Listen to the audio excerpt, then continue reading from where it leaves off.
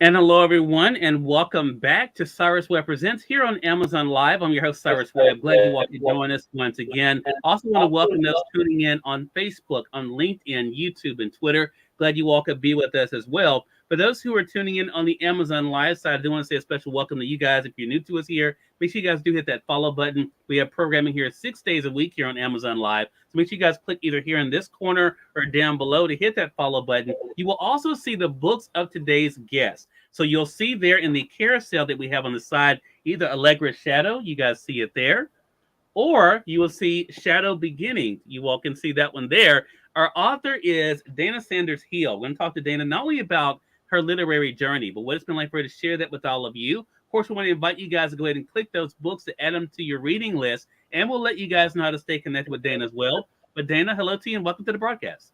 Hi, good to see you in kind of face-to-face. Finally. Right, exactly. We were just saying this is our very first time having a face-to-face conversation together, Dana. So, Dana, as I mentioned, I showed the audience the 2 books. I have both of mine here. I have to get these signed, Dana. We have to work that out. Right. But I have both of your books here. I want to talk about this experience for you because March is recognized for National Reading Month, as well as a lot of other things. Also, ebook reading month, and we have the ebooks for the books actually in our Amazon shop as well. What has it been like for you, Dana, to have written these books and now see the way that readers are responding to them? It's been great. I haven't been following up as much as I should have on with the readers, but I do appreciate getting the word out.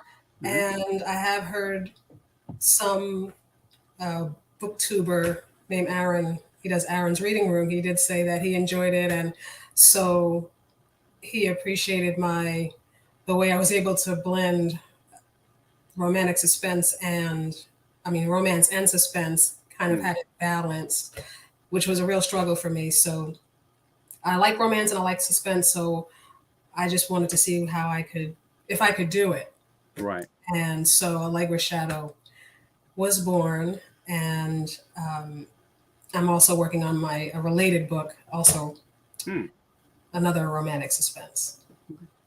Well, it's interesting hearing you talk about the romantic suspense aspect of it. You and I had a great conversation on another platform. In fact, our Amazon audience can hear it here on Amazon Music, the podcast of our conversation, Dana. But Dana, family is a very big part of what you write about as well. So how has that been for you to balance that?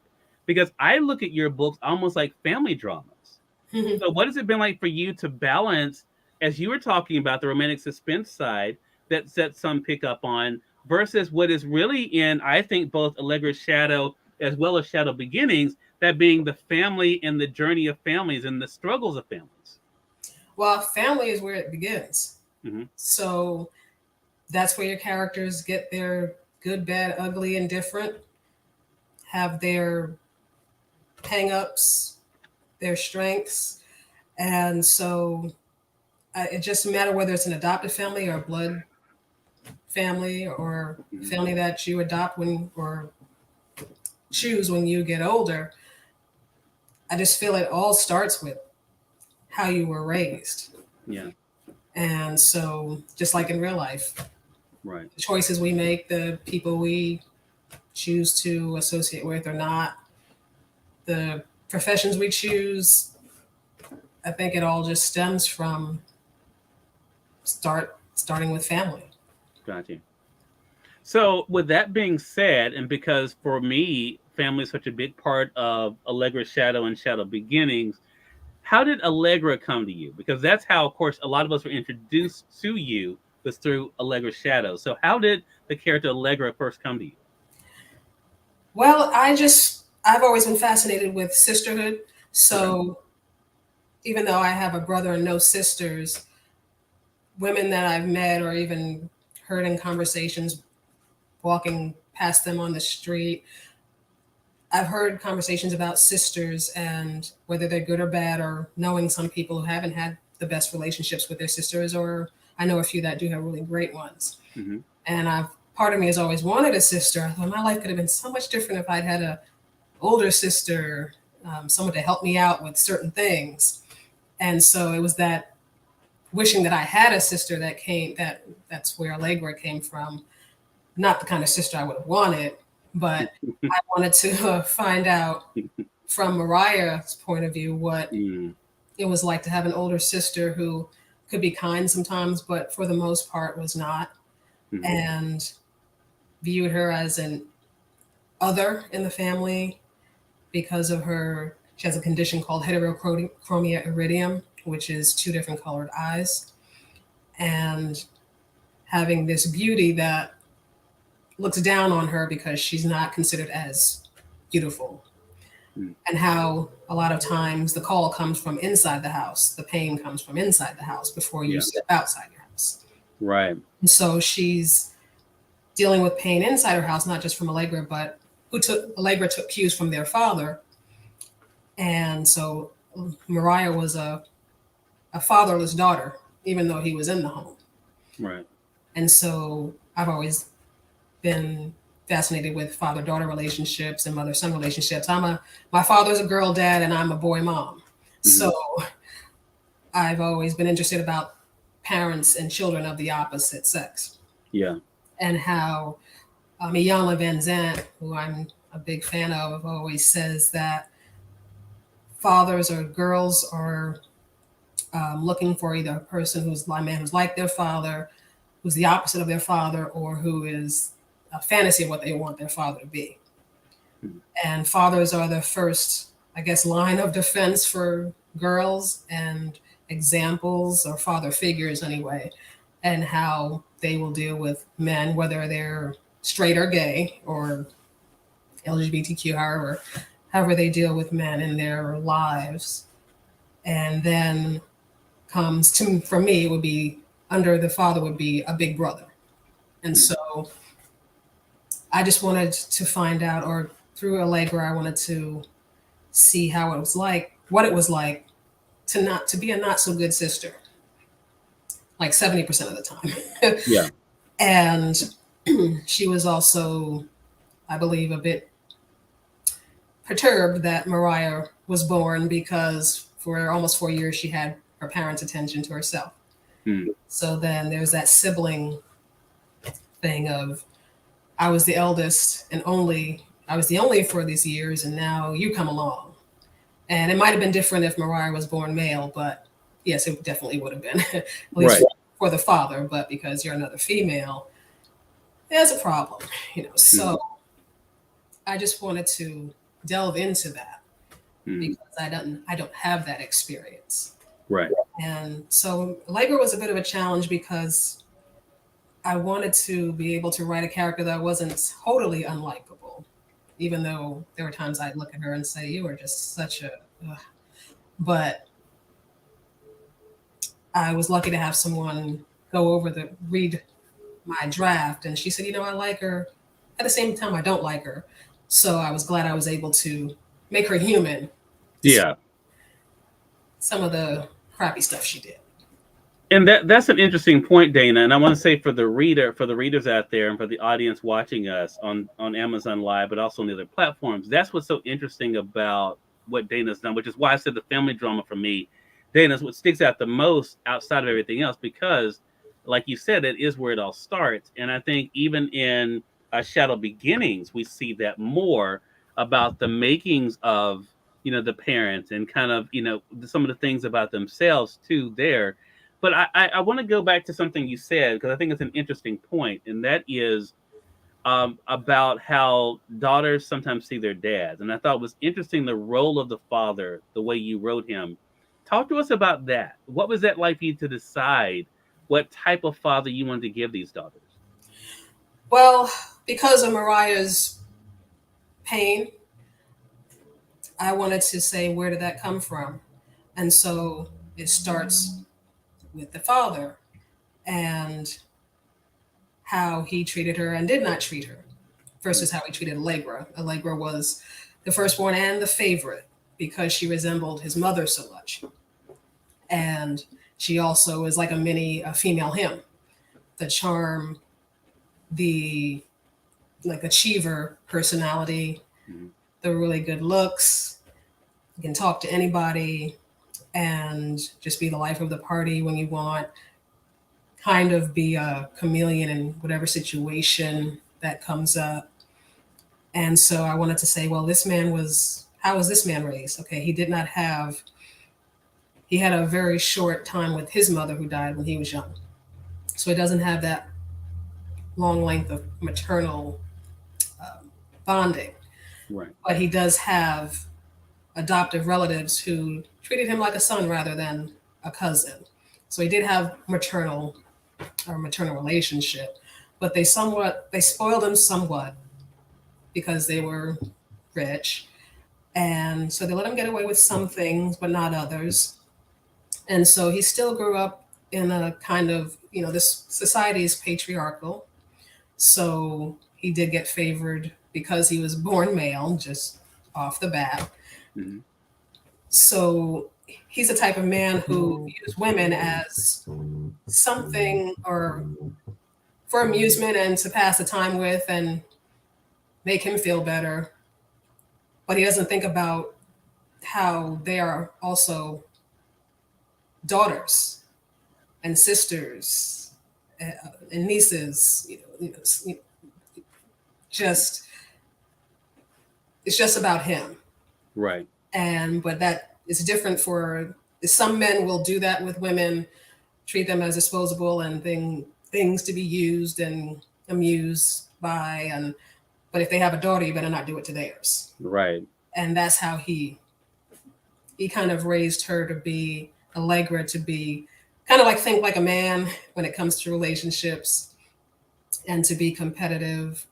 And so that's why she and he were very much alike, where they didn't get close to people. I mean, she did love her mother, her grandmother, to a lesser degree, their cousin Kevin, but those were the only people she really cared for.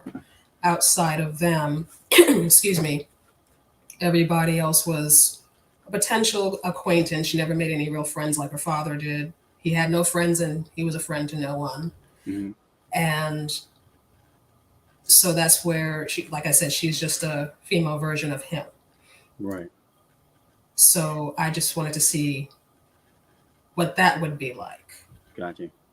So I want to talk to you more about the reader's response to these characters we're talking about, Dana. I want to say for those who are just coming in, you all are watching Cyrus Webb Presents here on Amazon Live. I'm speaking today with Dana Sanders Hill. We're talking with her about the two books I've had a chance to read. She's already let us know here that there is going to be more to come. The first book was Allegra's Shadow. You guys can see it there.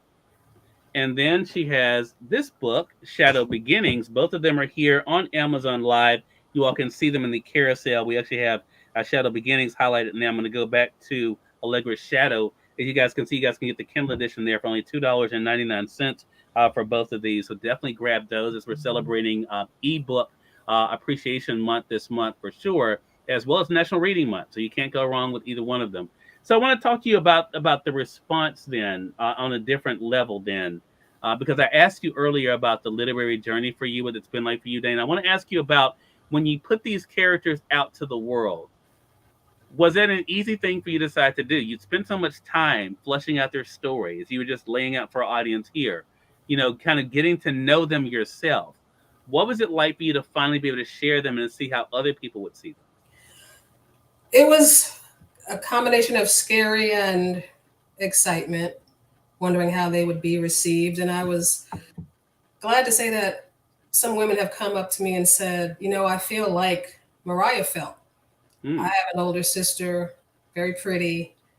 And when we were growing up, I could be standing next to her and I'm alive, people, but they don't see me because they see her. And to a degree, I understand how that felt. I guess I kind of took it from my experience, even though I have a brother. He's a very handsome man. And unlike Allegra, he's humble about his physicality, where she is not. But he never made me feel like the ugly duckling. But to this day, I feel like the ugly one.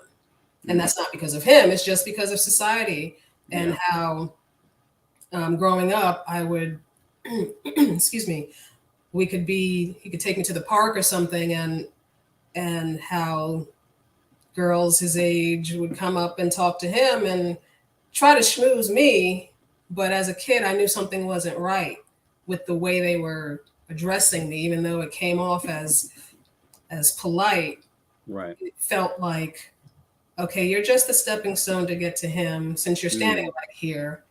And so I understood what Mariah was going through growing up with a sibling who pushes that in your face all the time, that I look like this and you don't. I kind of look like Naomi Campbell. People tell me that all the time.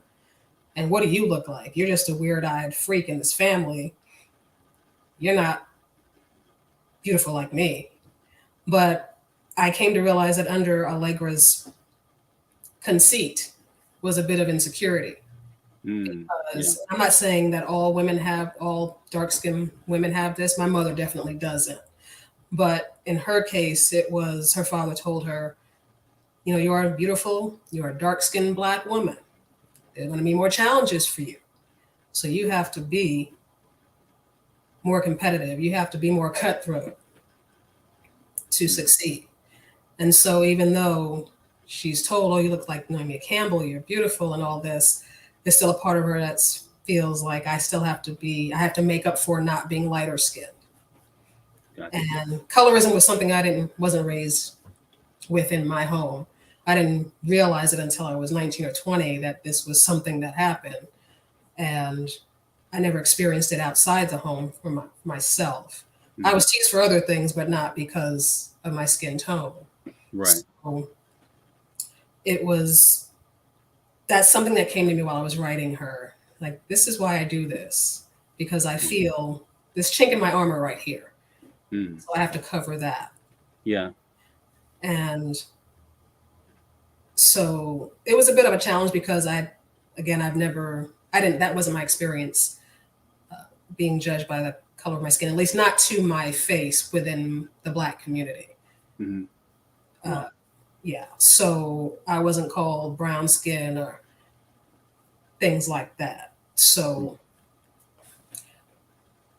it's a pain that I can sympathize with. I don't understand it because it's not my experience, but I can sympathize with it. And because I was raised with my mother, who was dark skinned, she wasn't raised that way. So I guess, again, it wasn't an issue in our home. Growing up, I just knew, okay, Dad's close to my complexion, Mom's dark, my brother's like beige. Okay. So no biggie. Until I got out into the world and realized that, oh, this is a thing. And it's kind of my way of fighting against colorism, to put it out there. It's like a nasty little secret in our community that I really want to push back against. And I think fiction is a great way to be able to try to do that, Dana, for sure. Before we let you go, I do want to ask you about the new book. I know you can't tell us much about it, but you did mention that there was a connection to these characters. Is it hard for you at this point to, as you've been writing them, and now you gave us Allegra Shadow, you went back and gave us Shadow Beginnings. For you, is it about looking forward to them, or is this something else you're taking us into the backstory? With the new stories, totally new characters, but some characters do make an appearance. Okay. So it's kind of like a going forward with the new characters. Okay. And it's in Allegra Shadow, it was based in an actual city, Raleigh, North Carolina, and Hackensack, New Jersey, whereas this one is based in a fictional town in North Carolina. Okay. So anyone who's read Allegra Shadow, once this comes out, they go, oh, okay, I know that character is familiar. So. Gotcha. Well, that gives us something to look forward to. Again, everyone, Dana Sanders Hill has been our guest. Make sure you guys do go ahead and click so you can be able to get your copies of Allegra's Shadow. You all see it there. As well as Shadow Beginnings. There it is there. Here on Amazon. And again, you can get them in print as well as the Kindle editions. And Dana, how can our audience stay connected with you?